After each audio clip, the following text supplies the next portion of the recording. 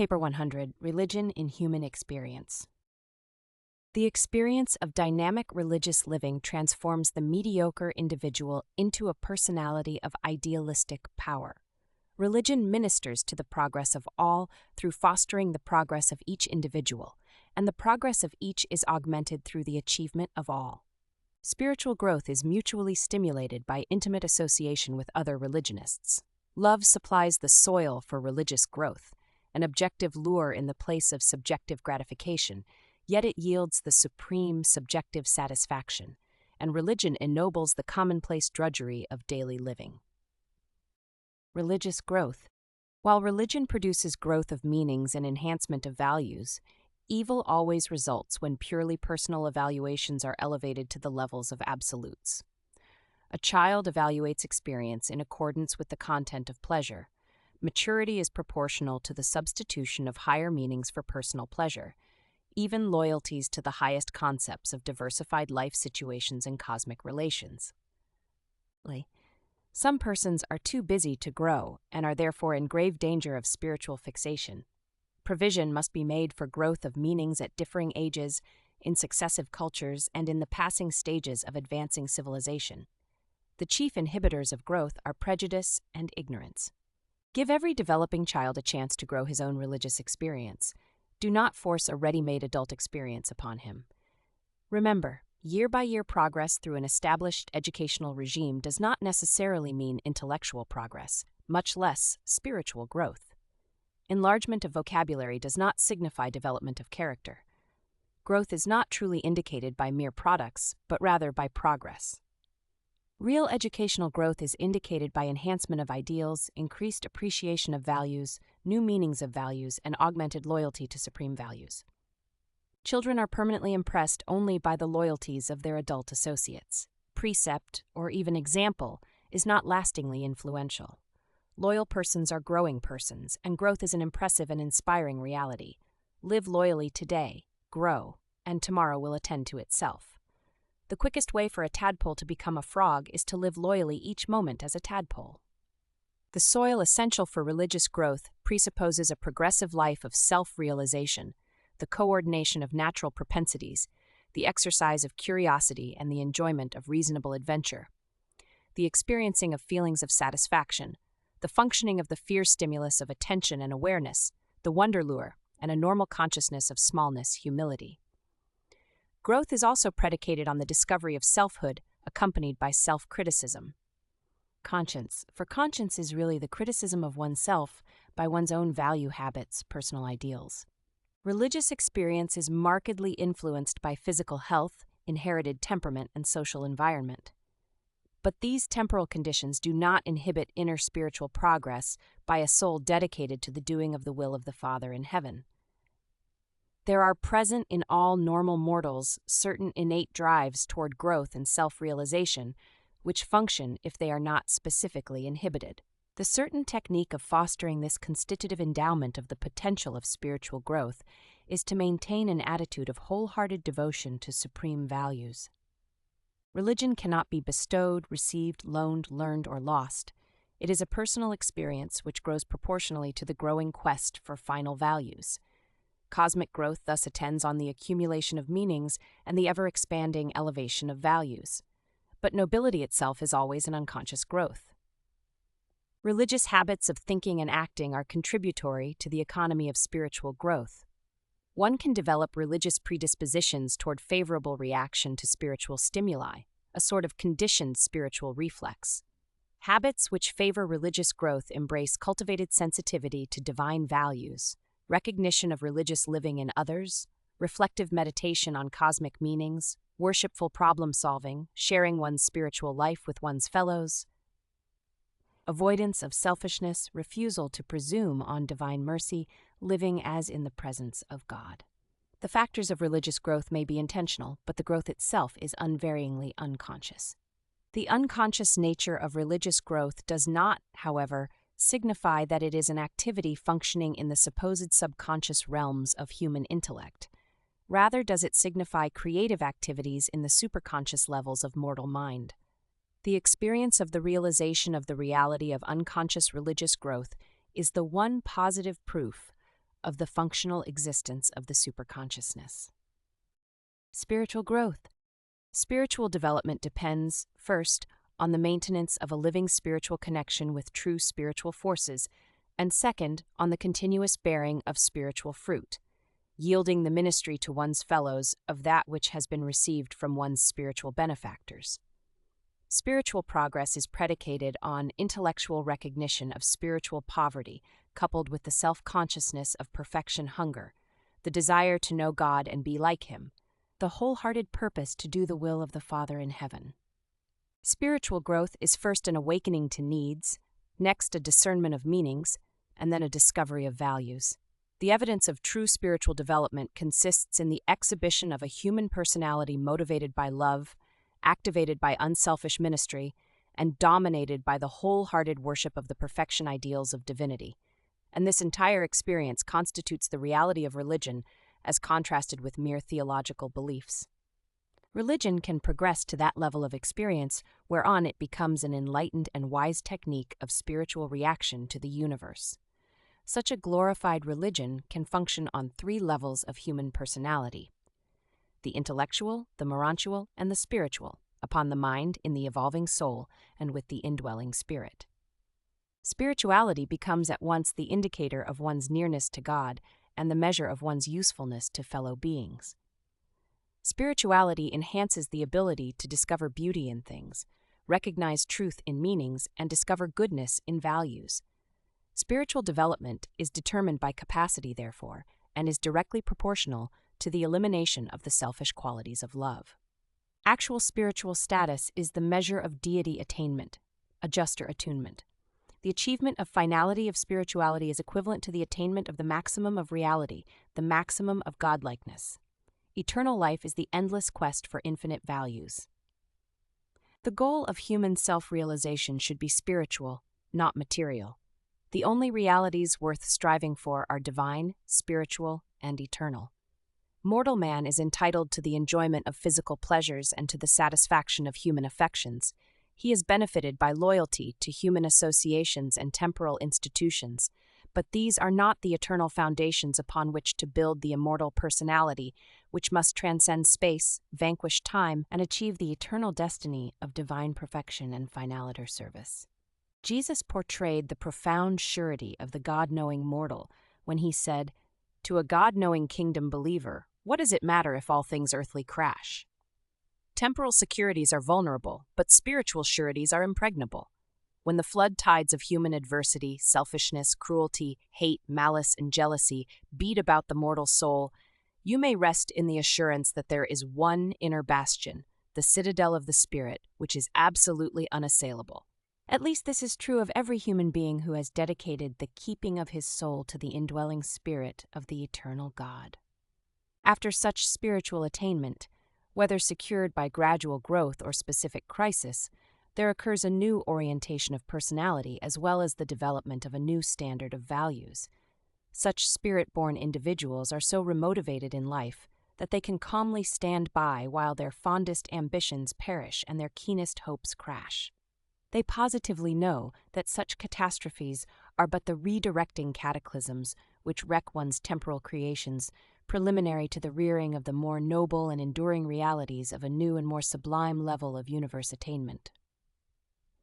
Concepts of supreme value. Religion is not a technique for attaining a static and blissful peace of mind.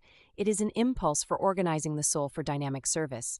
It is the enlistment of the totality of selfhood in the loyal service of loving God and serving man. Religion pays any price essential to the attainment of the supreme goal, the eternal prize. There is a consecrated completeness in religious loyalty which is superbly sublime. And these loyalties are socially effective and spiritually progressive. To the religionist, the word God becomes a symbol, signifying the approach to supreme reality and the recognition of divine value. Human likes and dislikes do not determine good and evil. Moral values do not grow out of wish fulfillment or emotional frustration. In the contemplation of values, you must distinguish between that which is value and that which has value. You must recognize the relation between pleasurable activities and their meaningful integration and enhanced realization on ever progressively higher and higher levels of human experience. Meaning is something which experience adds to value. It is the appreciative consciousness of values. An isolated and purely selfish pleasure may connote a virtual devaluation of meanings, a meaningless enjoyment bordering on relative evil. Values are experiential when realities are meaningful and mentally associated, when such relationships are recognized and appreciated by mind. Values can never be static. Reality signifies change, growth. Change without growth, expansion of meaning, and exaltation of value is valueless, is potential evil. The greater the quality of cosmic adaptation, the more of meaning any experience possesses. Values are not conceptual illusions, they are real, but always they depend on the fact of relationships. Values are always both actual and potential, not what was, but what is and is to be. The association of actuals and potentials equals growth, the experiential realization of values. But growth is not mere progress. Progress is always meaningful, but it is relatively valueless without growth. The supreme value of human life consists in growth of values, progress in meanings, and realization of the cosmic interrelatedness of both of these experiences. And such an experience is the equivalent of God consciousness. Such a mortal, while not supernatural, is truly becoming superhuman. An immortal soul is evolving. Man cannot cause growth, but he can supply favorable conditions. Growth is always unconscious, be it physical, intellectual, or spiritual. Love thus grows. It cannot be created, manufactured, or purchased. It must grow. Evolution is a cosmic technique of growth. Social growth cannot be secured by legislation, and moral growth is not had by improved administration. Man may manufacture a machine, but its real value must be derived from human culture and personal appreciation. Man's sole contribution to growth is the mobilization of the total powers of his personality, living faith. Problems of growth. Religious living is devoted living, and devoted living is creative living, original and spontaneous. New religious insights arise out of conflicts which initiate the choosing of new and better reaction habits in the place of older and inferior reaction patterns. New meanings only emerge amid conflict, and conflict persists only in the face of refusal to espouse the higher values connoted in superior meanings. Religious perplexities are inevitable. There can be no growth without psychic conflict and spiritual agitation. The organization of a philosophic standard of living entails considerable commotion in the philosophic realms of the mind. Loyalties are not exercised in behalf of the great, the good, the true, and the noble without a struggle. Effort is attendant upon clarification of spiritual vision and enhancement of cosmic insight. And the human intellect protests against being weaned from subsisting upon the non-spiritual energies of temporal existence. The slothful animal mind rebels at the effort required to wrestle with cosmic problem-solving. But the great problem of religious living consists in the task of unifying the soul powers of the personality by the dominance of love. Health, mental efficiency, and happiness arise from the unification of physical systems, mind systems, and spirit systems. Of health and sanity, man understands much, but of happiness he has truly realized very little. The highest happiness is indissolubly linked with spiritual progress. Spiritual growth yields lasting joy, peace which passes all understanding. In physical life, the senses tell of the existence of things.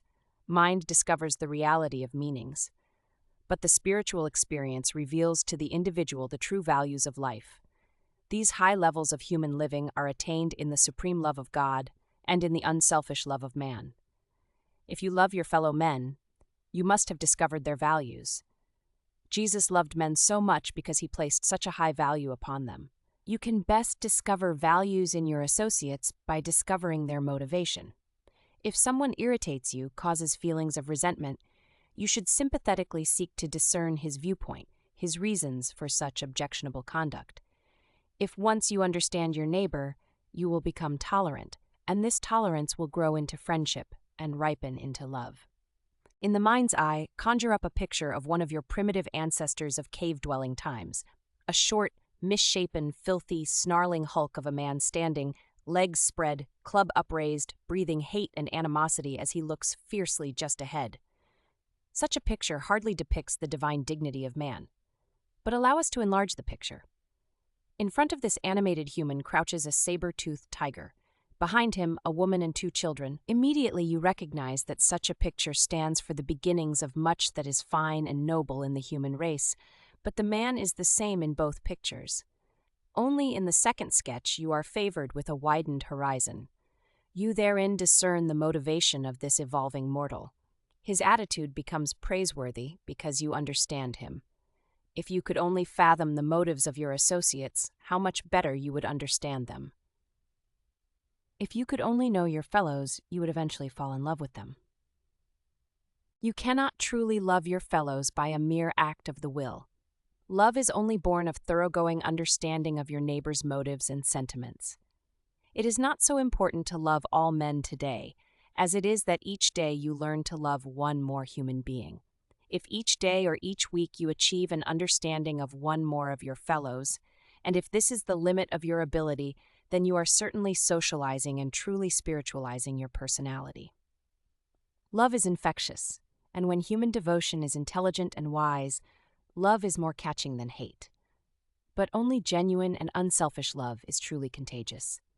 If each mortal could only become a focus of dynamic affection, this benign virus of love would soon pervade the sentimental emotion stream of humanity to such an extent that all civilization would be encompassed by love, and that would be the realization of the brotherhood of man. Conversion and mysticism. The world is filled with lost souls, not lost in the theologic sense, but lost in the directional meaning, wandering about in confusion among the isms and cults of a frustrated philosophic era. Too few have learned how to install a philosophy of living in the place of religious authority. The symbols of socialized religion are not to be despised as channels of growth, albeit the riverbed is not the river. The progression of religious growth leads from stagnation through conflict to coordination, from insecurity to undoubting faith, from confusion of cosmic consciousness to unification of personality, from the temporal objective to the eternal, from the bondage of fear to the liberty of divine sonship. It should be made clear that professions of loyalty to the supreme ideals, the psychic, emotional, and spiritual awareness of God consciousness, may be a natural and gradual growth, or may sometimes be experienced at certain junctures, as in a crisis. The Apostle Paul experienced just such a sudden and spectacular conversion that eventful day on the Damascus Road. Gautama Siddhartha had a similar experience the night he sat alone and sought to penetrate the mystery of final truth. Many others have had like experiences, and many true believers have progressed in the spirit without sudden conversion. Most of the spectacular phenomena associated with so-called religious conversions are entirely psychologic in nature, but now and then there do occur experiences which are also spiritual in origin.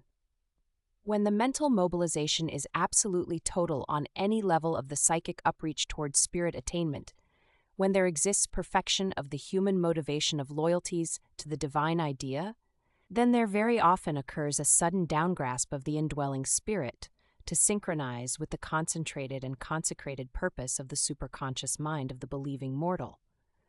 And it is such experiences of unified intellectual and spiritual phenomena that constitute the conversion, which consists in factors over and above purely psychologic involvement. But emotion alone is a false conversion. One must have faith as well as feeling. To the extent that such psychic mobilization is partial, and insofar as such human loyalty motivation is incomplete, to that extent will the experience of conversion be a blended intellectual, emotional, and spiritual reality. If one is disposed to recognize a theoretical subconscious mind as a practical working hypothesis in the otherwise unified intellectual life, then, to be consistent, one should postulate a similar and corresponding realm of ascending intellectual activity as the superconscious level, the zone of immediate contact with the indwelling spirit entity, the thought adjuster. The great danger in all these psychic speculations is that visions and other so-called mystic experiences, along with extraordinary dreams, may be regarded as divine communications to the human mind. In times past, divine beings have revealed themselves to certain God-knowing persons, not because of their mystic trances or morbid visions, but in spite of all these phenomena. In contrast with conversion-seeking, the better approach to the Urantia zones of possible contact with the thought adjuster would be through living faith and sincere worship, wholehearted, and unselfish prayer. Altogether, too much of the uprush of the memories of the unconscious levels of the human mind has been mistaken for divine revelations and spirit leadings. There is great danger associated with the habitual practice of religious daydreaming. Mysticism may become a technique of reality avoidance, albeit it has sometimes been a means of genuine spiritual communion. Short seasons of retreat from the busy scenes of life may not be seriously dangerous, but prolonged isolation of personality is most undesirable. Under no circumstances should the trance-like state of visionary consciousness be cultivated as a religious experience. The characteristics of the mystical state are diffusion of consciousness with vivid islands of focal attention operating on a comparatively passive intellect. All of this gravitates consciousness toward the subconscious rather than in the direction of the zone of spiritual contact, the superconscious. Many mystics have carried their mental dissociation to the level of abnormal mental manifestations. The more healthful attitude of spiritual meditation is to be found in reflective worship and in the prayer of thanksgiving. The direct communion with one's thought adjuster, such as occurred in the later years of Jesus' life in the flesh, should not be confused with these so-called mystical experiences. The factors which contribute to the initiation of mystic communion are indicative of the danger of such psychic states. The mystic status is favored by such things as physical fatigue, fasting, psychic dissociation, profound aesthetic experiences, vivid sex impulses, fear, anxiety, rage, and wild dancing. Much of the material arising as a result of such preliminary preparation has its origin in the subconscious mind. However favorable may have been the conditions for mystic phenomena, it should be clearly understood that Jesus of Nazareth never resorted to such methods for communion with the Paradise Father. Jesus had no subconscious delusions or superconscious illusions. Marks of religious living. Evolutionary religions and revelatory religions may differ markedly in method, but in motive there is great similarity. Religion is not a specific function of life, rather is it a mode of living. True religion is a wholehearted devotion to some reality which the religionist deems to be of supreme value to himself and for all mankind. And the outstanding characteristics of all religions are unquestioning loyalty and wholehearted devotion to supreme values. This religious devotion to supreme values is shown in the relation of the supposedly irreligious mother to her child, and in the fervent loyalty of non-religionists to an espoused cause. The accepted supreme value of the religionist may be base or even false, but it is nevertheless religious. A religion is genuine to just the extent that the value which is held to be supreme is truly a cosmic reality of genuine spiritual worth. The marks of human response to the religious impulse embrace the qualities of nobility and grandeur. The sincere religionist is conscious of universe citizenship and is aware of making contact with sources of superhuman power. He is thrilled and energized with the assurance of belonging to a superior and ennobled fellowship of the sons of God. The consciousness of self-worth has become augmented by the stimulus of the quest for the highest universe objectives. Supreme goals. The self has surrendered to the intriguing drive of an all-encompassing motivation, which imposes heightened self-discipline, lessens emotional conflict, and makes mortal life truly worth living. The morbid recognition of human limitations is changed to the natural consciousness of mortal shortcomings, associated with moral determination and spiritual aspiration to attain the highest universe and superuniverse goals. And this intense striving for the attainment of supermortal ideals is always characterized by increasing patience, forbearance, fortitude, and tolerance. But true religion is a living love, a life of service. The religionist's detachment from much that is purely temporal and trivial never leads to social isolation, and it should not destroy the sense of humor. Genuine religion takes nothing away from human existence, but it does add new meanings to all of life. It generates new types of enthusiasm, zeal, and courage. It may even engender the spirit of the crusader, which is more than dangerous, if not controlled, by spiritual insight and loyal devotion to the commonplace social obligations of human loyalties. One of the most amazing earmarks of religious living is that dynamic and sublime peace, that peace which passes all human understanding, that cosmic poise which betokens the absence of all doubt and turmoil. Such levels of spiritual stability are immune to disappointment. Such religionists are like the Apostle Paul, who said, "I am persuaded that neither death, nor life, nor angels, nor principalities, nor powers, nor things present, nor things to come, nor height, nor depth, nor anything else shall be able to separate us from the love of God." There is a sense of security associated with the realization of triumphing glory, resident in the consciousness of the religionist who has grasped the reality of the supreme and who pursues the goal of the ultimate. Even evolutionary religion is all of this in loyalty and grandeur because it is a genuine experience. But revelatory religion is excellent as well as genuine. The new loyalties of enlarged spiritual vision create new levels of love and devotion, of service and fellowship, and all this enhanced social outlook produces an enlarged consciousness of the fatherhood of God and the brotherhood of man. The characteristic difference between evolved and revealed religion is a new quality of divine wisdom, which is added to purely experiential human wisdom. But it is experience in and with the human religions that develops the capacity for subsequent reception of increased bestowals of divine wisdom and cosmic insight. The acme of religious living.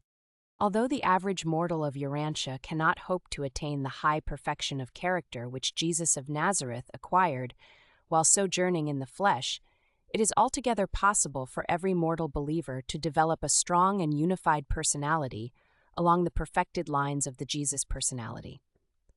The unique feature of the Master's personality was not so much its perfection as its symmetry, its exquisite and balanced unification. The most effective presentation of Jesus consists in following the example of the one who said, as he gestured toward the Master standing before his accusers, "Behold the man!" The unfailing kindness of Jesus touched the hearts of men, but his stalwart strength of character amazed his followers. He was truly sincere. There was nothing of the hypocrite in him. He was free from affectation. He was always so refreshingly genuine. He never stooped to pretense, and he never resorted to shamming. He lived the truth even as he taught it. He was the truth. He was constrained to proclaim saving truth to his generation, even though such sincerity sometimes caused pain. He was unquestioningly loyal to all truth. But the Master was so reasonable, so approachable. He was so practical in all his ministry, while all his plans were characterized by such sanctified common sense. He was so free from all freakish, erratic, and eccentric tendencies. He was never capricious, whimsical, or hysterical.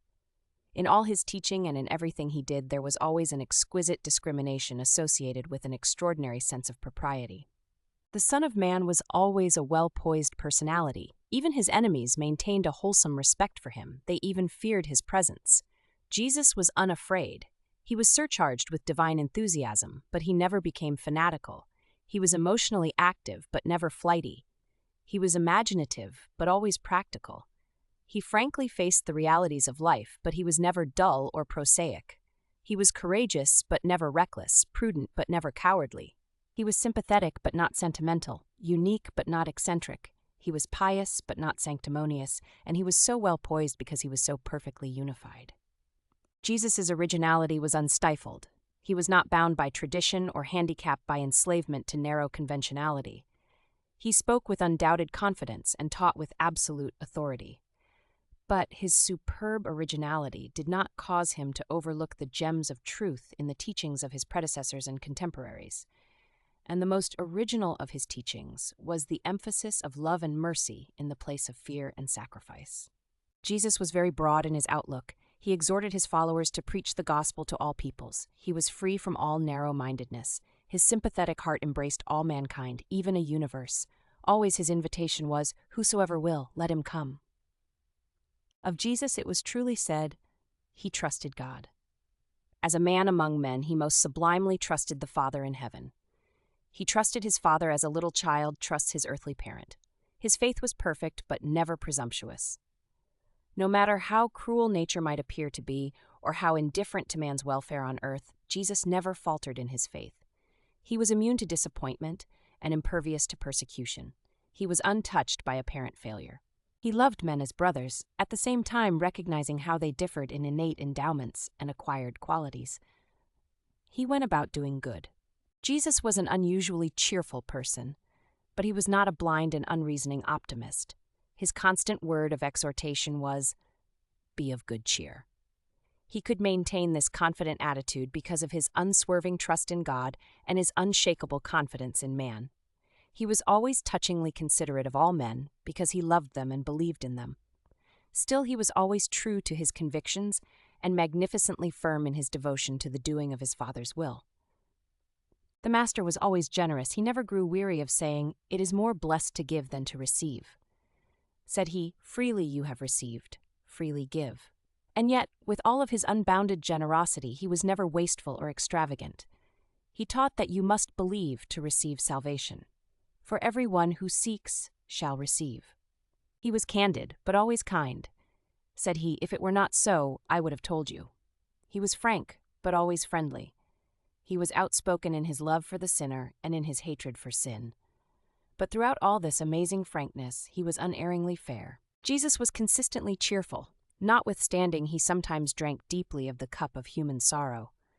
He fearlessly faced the realities of existence, yet was he filled with enthusiasm for the gospel of the kingdom. But he controlled his enthusiasm. It never controlled him. He was unreservedly dedicated to the Father's business. This divine enthusiasm led his unspiritual brethren to think he was beside himself. But the onlooking universe appraised him as the model of sanity and the pattern of supreme mortal devotion to the high standards of spiritual living. And his controlled enthusiasm was contagious. His associates were constrained to share his divine optimism. This man of Galilee was not a man of sorrows. He was a soul of gladness. Always was he saying, "Rejoice and be exceedingly glad." But when duty required, he was willing to walk courageously through the valley of the shadow of death. He was gladsome, but at the same time humble. His courage was equaled only by his patience. When pressed to act prematurely, he would only reply, "My hour has not yet come." He was never in a hurry. His composure was sublime. But he was often indignant at evil, intolerant of sin. He was often mightily moved to resist that which was inimical to the welfare of his children on earth. But his indignation against sin never led to anger at the sinner. His courage was magnificent, but he was never foolhardy. His watchword was, "Fear not." His bravery was lofty and his courage often heroic, but his courage was linked with discretion and controlled by reason. It was courage born of faith, not the recklessness of blind presumption. He was truly brave, but never audacious. The Master was a pattern of reverence. The prayer of even his youth began, "Our Father who is in heaven, hallowed be your name." He was even respectful of the faulty worship of his fellows. But this did not deter him from making attacks on religious traditions or assaulting errors of human belief. He was reverential of true holiness, and yet he could justly appeal to his fellows, saying, "Who among you convicts me of sin?" Jesus was great because he was good, and yet he fraternized with the little children. He was gentle and unassuming in his personal life, and yet he was the perfected man of a universe. His associates called him Master Unbidden. Jesus was the perfectly unified human personality, and today, as in Galilee, he continues to unify mortal experience and to coordinate human endeavors. He unifies life, ennobles character, and simplifies experience. He enters the human mind to elevate, transform, and transfigure it. It is literally true. If any man has Christ Jesus within him, he is a new creature. Old things are passing away. Behold, all things are becoming new. Presented by a Melchizedek of Nebadon.